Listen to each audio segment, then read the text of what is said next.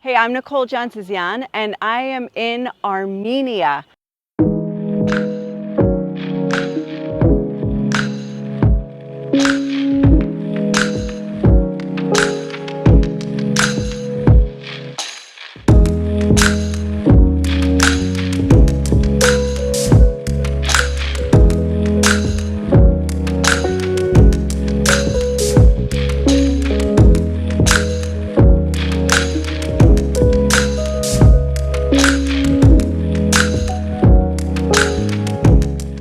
Did you know that Armenia is the first nation to declare Christianity as its national religion?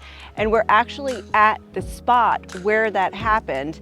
We're at Khor Virap, which is a dungeon, a pit, where Gregory, the Illuminator, was thrown because of his evangelizing of Christianity in what was then the pagan nation of Armenia.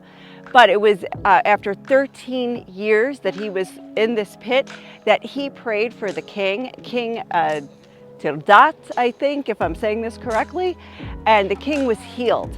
After that, the king said, that's it, we all need to be Christian, and he declared that the nation of Armenia would be Christian.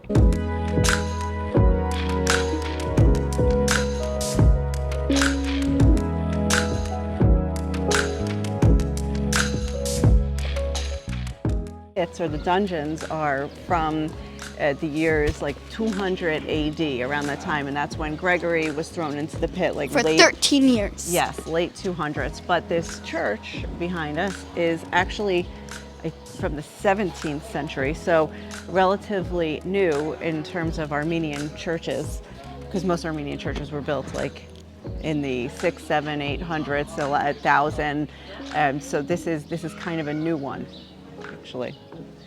I didn't like. It was so scary. The steps are so steep, and I can't believe there's 27 ladders.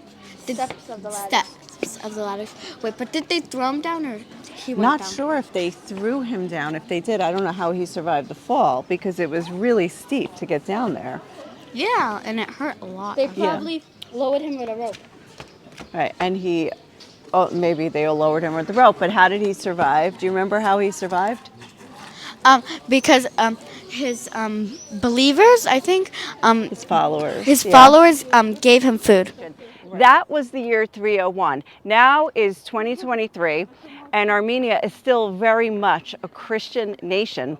If you go around this country, everywhere you go, you will see the kachkars, the crosses that have been preserved, engraved into stone and preserved all over the country at all of the sites.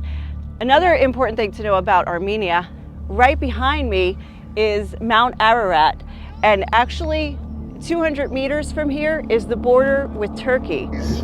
There are Armenian villages behind it, within the Turkish territories. There are Armenian villagers, and the only people that can go to them are the people that actually have any relations with people in those villages. So they have a specific or special passport they use to get in and out, I guess. But yeah, it's very interesting. But the border is like really right there. And we're very close to Mount Ararat too, which is pretty amazing looking at it. I mean, you have to be here to see it. I don't think any kind of video can make it justice, you know? Yeah. Armenia is surrounded by 4 countries, and 2 of them do not have diplomatic relations with Armenia.